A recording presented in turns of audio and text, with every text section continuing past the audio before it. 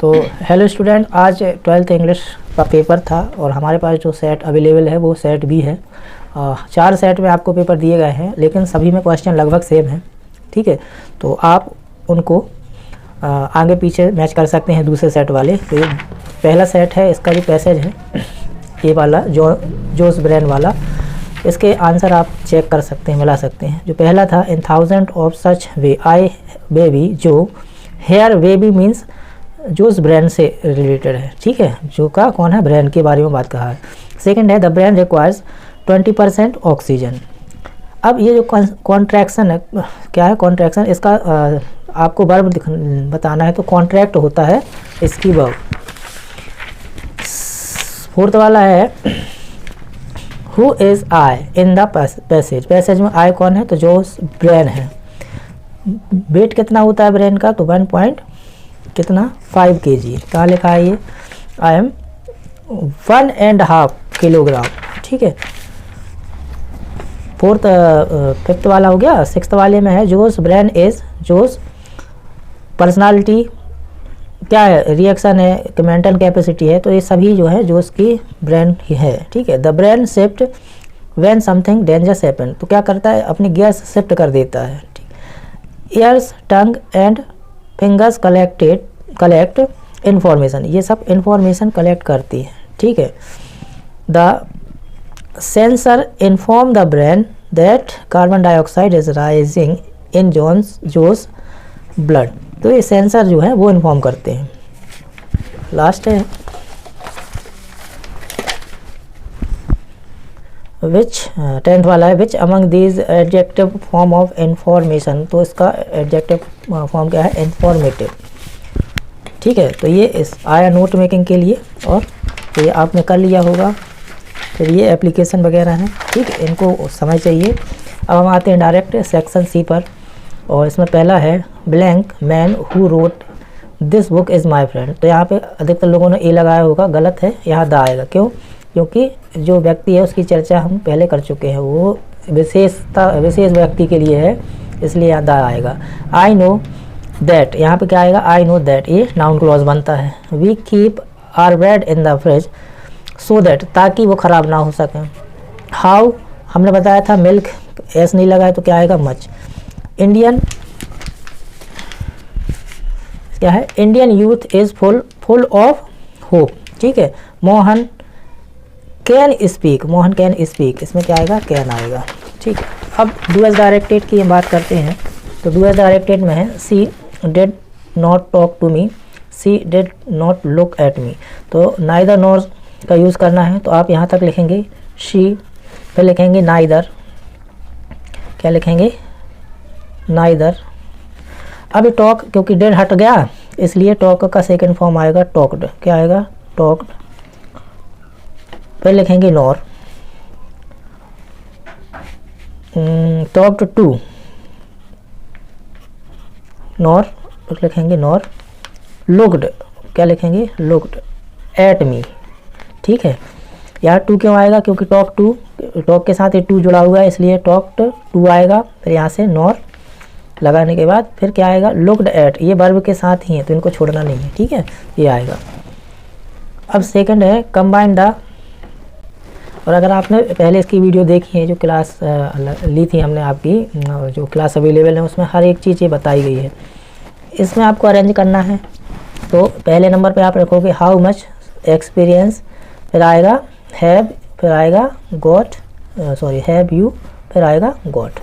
तो ये आएगा। ठीक है, अब the tea is so hot that I can not drink, too और टू का, तो ये बहुत इजी, ये भी बताया था कि इस सो की जगह क्या लिखना है, द टी, सो की जगह आप लगेंगे डबल वाला टू, फिर हॉट लिखेंगे, फिर यहाँ तक कैन तक इसको काट देंगे और आप लिख देंगे ड्रिंक इट, टू लगाएंगे पहले, क्या लगाएंगे, टू ड्रिंक इट।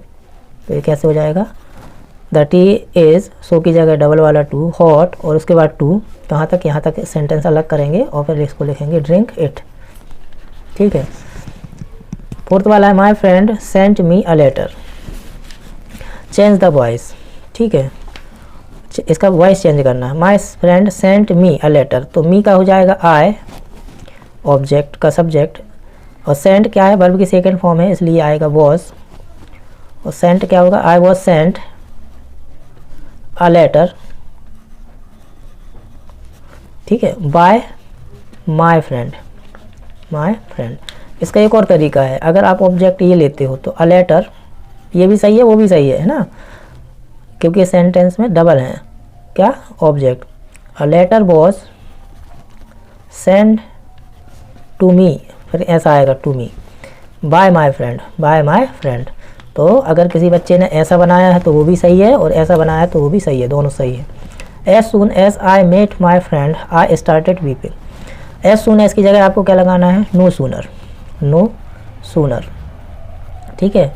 फिर इस आई मेट माई फ्रेंड का इंटेरोगेटिव बनाओगे तो आप लिख दोगे डेड, ठीक है, did I meet my friend. I meet को फर्स्ट फॉर्म में कैसे चेंज करोगे, मीट माई फ्रेंड, ठीक है, देन, और उसके बाद ये second sentence as it is. अब यहाँ पर कई बार कई बच्चों ने डिड की जगह यहाँ से भाई नो सूनर तो लिखा होगा, नो सूनर लिखा होगा, नो सूनर लिख दिया। फिर डिड की जगह कई लोगों ने हैड लगा दिया होगा, तो हैड आई मीट, मीट की second form third form meet ही होती है, माय फ्रेंड। ऐसा किसी ने अगर लिखा है तो वो उसको घबराने की ज़रूरत नहीं है, वो भी सही है। दैट, दैट के बाद फिर से आई स्टार्टेड वीपिंग। तो ये सेंटेंस दोनों तरीके से इसको बनाया जा सकता है। सिक्स्थ वाला, you can catch the bus if you take a taxi. तो हमने क्या बताया था, ये सेम सेंटेंस मैंने आपको पहले बताया है अलग से, इफ़ अनलेस की जब वीडियो बनाई है, कि आप इफ़ वाले सेंटेंस से स्टार्ट करेंगे, इफ़ की जगह अनलेस लगाएंगे। अब क्योंकि इसमें नोट नहीं है तो इस सेंटेंस को एज इट इज़ लिखेंगे, टेक अ टैक्सी, ठीक है। और यहाँ पर आपको क्या लगाना है, दूसरा सेंटेंस कॉमा लगा के यू, और जो भी मॉडल है, बिल है, कैन है, कोड कुछ भी है, तो यहाँ पे उसके बाद नॉट लगा देना है, क्योंकि आप अनलेस लगा रहे हैं। कैन नॉट कैच द बस, ठीक है। अब ये सेंटेंस कई लोगों को बहुत कंफ्यूज किया हो गया, क्यों, पास्ट परफेक्ट में बनाना है। तो ये क्या है, अभी ये एक्चुअल में पास्ट सिंपल में है अभी, ठीक है।